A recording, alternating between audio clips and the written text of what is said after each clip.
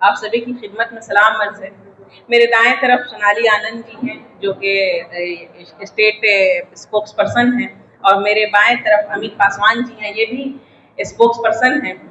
और जैसा कि आप सब जानते हैं, 25 तारीख को दिल्ली में नीति आयोग की बैठक हुई थी, जिसमें प्रधानमंत्री जी शामिल थे और बिहार के हिंदुस्तान के कई मुख्यमंत्री शामिल हुए। बहुत ही इम्पोर्टेंट मीटिंग थी, लेकिन हमारे मुख्यमंत्री जी दिल्ली जाने के बावजूद इस अहम मीटिंग में शामिल नहीं हुए, और उन्होंने कहा कि हम इस मीटिंग में शामिल होने के लिए नहीं आए हैं, हम एनडीए की मीटिंग में शामिल होने के लिए दिल्ली आए हैं, जो कि कल थी 26 तारीख को। अब सवाल ये है कि अब जब आप इतनी इम्पोर्टेंट मीटिंग हो रही है, बिहार एक पिछड़ा दबा कुचला बीमारू राज्य है, आप उसके मुख्यमंत्री हैं, मुखिया हैं, आप इतनी अहम मीटिंग में नहीं जाते हैं, तो आप बिहार का विकास पुरुष कैसे हैं भाई? बिहार के आपको वहां रखना चाहिए था, बिहार की हालत को रखना चाहिए था, बिहार की तरक्की की बात करनी चाहिए थी, और आप उस अहम मीटिंग में शामिल ना होकर के एनडीए की जो एक प्राइवेट मीटिंग है आप उसमें शामिल होते हैं कि 2-4 सीट और ज्यादा मांग ली जाए। तो इससे नीतीश कुमार की नीयत का भी पता चलता है कि ये बिहार की, ना बिहार के लोगों की, ना बिहार के युवाओं की इन्हें चिंता है तो बस अपने कि इन्हें 2-4-10-5 सीट ज्यादा मिल जाए। और इस बात का दूसरा पहलू ये है कि इससे साफ जाहिर होता है कि नीतीश कुमार जी मानसिक और स्वास्थ्य के हिसाब से बिल्कुल सही नहीं है, बीमार हैं। और प्रशांत किशोर जी ये बात हमेशा बोलते रहते हैं कि नीतीश कुमार मानसिक हालत भी उनकी ठीक नहीं है और उनकी शारीरिक स्वास्थ्य भी जो है बिल्कुल सही नहीं है। तो ऐसे बीमार व्यक्ति के हाथ में बिहार है, और इसमें बीजेपी का भी उतना ही कसूर है जितना जेडीयू के लोगों के नेताओं का कसूर है कि नीतीश कुमार जी जैसे बीमार को बिहार के मुखिया के तौर पर बैठाया गया है। कि बताइए कि जो आदमी बीमार होगा वो बिहार की तरक्की क्या करेगा? जाहिर सी बात है कि इनको हमेशा झाड़ पोछ करके डेंटिंग पेंटिंग कर करके लाया जाता है लोगों के सामने, और तब भी नीतीश कुमार ऐसी कोई ना कोई हरकत कर देते हैं जिससे पता चलता है कि ये मानसिक तौर पर बिल्कुल भी स्वस्थ नहीं है। किसी के सर पर गमला रख दिया, राष्ट्रीय गान हो रहा है तो वहां कुछ अनाप शनाप हरकतें करने लगे, तो अक्सर भीड़ में ये कुछ ना कुछ ऐसी हरकत कर डालते हैं जिससे इनकी हालत का पता चलता है। अब ये नीति आयोग की मीटिंग में चूंकि पूरे देश के मुख्यमंत्री वहां जमा थे, अब इस मीटिंग में नीतीश कुमार वहां शामिल होते तो लोगों से मिलते, बातचीत होती, तो वहां बिल्कुल इनकी पोल खुल जाती कि कोई इम्पोर्टेंस नहीं है।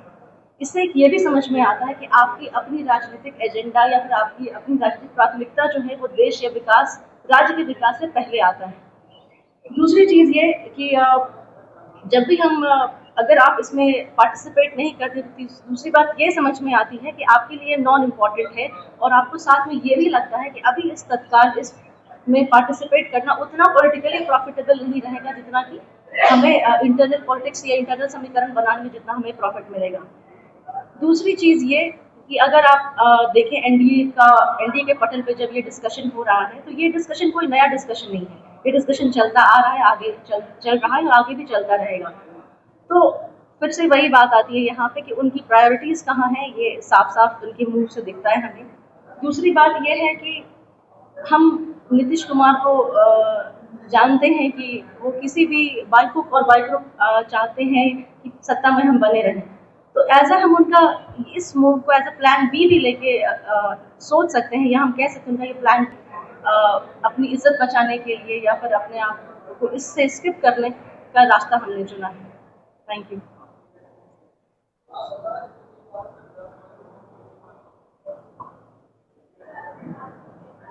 बहुत बहुत धन्यवाद हमारे मीडिया के साथी और जैसा कि सदर जी बताए, सोनाली जी, आज बहुत ही महत्वपूर्ण मुद्दा है जो कि माननीय मुख्यमंत्री जी, बिहार के मुख्यमंत्री जी, सुशासन की सरकार कहे जाने वाले,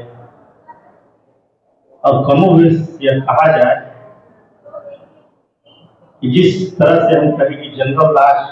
15-18-20 वर्ष पहले जो हम लोग देखते थे बिहार का स्थिति, लालू यादव जी से जितने लोग तबाह थे, बिहार में राजद की सरकार से जितने तबाह थे, और उस तबाही का आलम में एक स्वच्छ राजनीति बिहार का एक विकल्प के रूप में माननीय नीतीश कुमार जी बिहार में आए और बहुत कुछ दिए। उनका जो कार्यकाल रहा बहुत कुछ दिए, लेकिन इधर जो उनका कार्यकाल 5 वर्षों और 10 वर्षों का इधर जो कार्यकाल है, मैं उन्हें यह स्पष्ट तौर पे कहना चाहूंगा कि अभी उनकी कई तरह की आपने देखा, सदर जी बताए, सोनाली जी बताए, IAS अधिकारी के माथा के ऊपर गमला रख रहे हैं, कई तरह की सभाओं में जो है गलत हरकत कर रहे हैं। तो मैं समझता हूं कि उनको मानसिक रूप से, शारीरिक रूप से वह बीमार है, उनकी कोई गलती नहीं है, और सिर्फ उनके जो साथी आज जो भी बिहार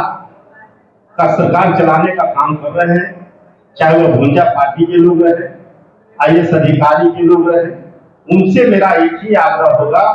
कि सारे लोग पहले इनका इलाज कराएं। अगर सही मायने में आप इनका शुभचिंतक है, इनके साथ बिहार का शासन चला रहे हैं, आप इनके साथ और लंबी पारी कहीं खेल खेलना चाहते हैं, तो पहले आप इनको इलाज कराएं। नहीं तो आज जो हालात है, आप नीति आयोग की बैठक का मतलब होता है कि बिहार का एक एक एजेंडा जो कमी है, बिहार में बजट चाहिए या जो काम हुआ है उसका परफॉर्मेंस दिखाना है, जो मुझे कमी है बिहार में और क्या हमें आवश्यकता है, उन बातों को रखना है। तो ऐसे महत्वपूर्ण मीटिंग जो कि हिंदुस्तान के एक एक मुख्यमंत्री कमोबेश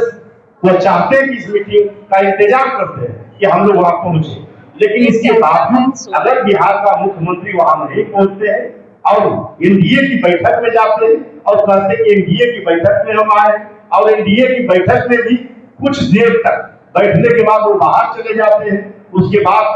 आप समझ सकते हैं कि न पार्टी की बैठक में बैठ सकते हैं, नीति आयोग की बैठक में नहीं जा रहे हैं। तो इससे यह स्पष्ट होता है कि इनकी मानसिक तबियत बहुत खराब है, और बिहार के लोग से भी मेरा गुजारिश है कि ऐसे माननीय मुख्यमंत्री जी को, जिस तरह से आज हम लोग देखते हैं कि एक चपरासी का भी बहाली होता है, एक सिपाही का भी बहाली होता है, तो कई तरह के टेस्ट लिए जाते हैं, कई तरह का जांच किए जाते हैं, ब्लड टेस्ट से लेकर कई तरह का जांच होता है, लेकिन बिहार का या किसी भी राज्य का अगर मुख्यमंत्री, जिससे पूरे स्टेट का डेवलपमेंट होता है, उनके नेतृत्व में पूरा विकास होता है, और बिहार जैसे सुंदर और स्वच्छ राज्य का मुख्यमंत्री है, तो ऐसे राज्यों के मुख्यमंत्री को हम चाहेंगे, उनके पार्टी के लोगों कि आप इनको अविलंब इलाज कराएं, और भारतीय जनता पार्टी के लोग जो इनको चाह रहे हैं कि हम किसी तरह चुनाव में चेहरा इनको बनाकर इनका जो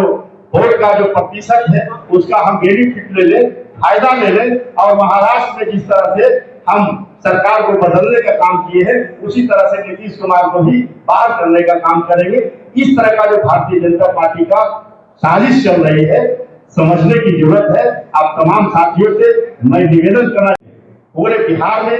2 वर्षों तक लगातार आदरणीय प्रशांत किशोर जी ने पद यात्रा करके लगभग 1.5 करोड़ लोगों से मुलाकात उन्होंने करके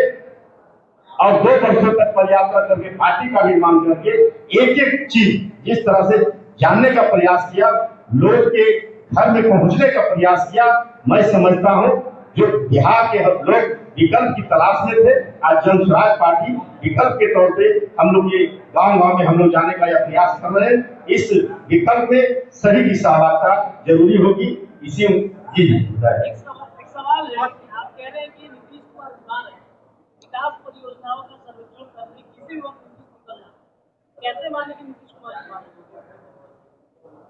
आप विकास परियोजनाओं के बारे में बता रहे हैं, आप एक विकास परियोजनाओं के बारे में बताएं जिसमें वह स्पष्ट रूप से वह सीधा, आप समझते हो कि आप महिला संवाद कर रहे हैं, जहां भी गए आप देखो कितना महिला संवाद जीविका के लोग हैं, बैठक कर दिए, संबोधन में भी वह 2 मिनट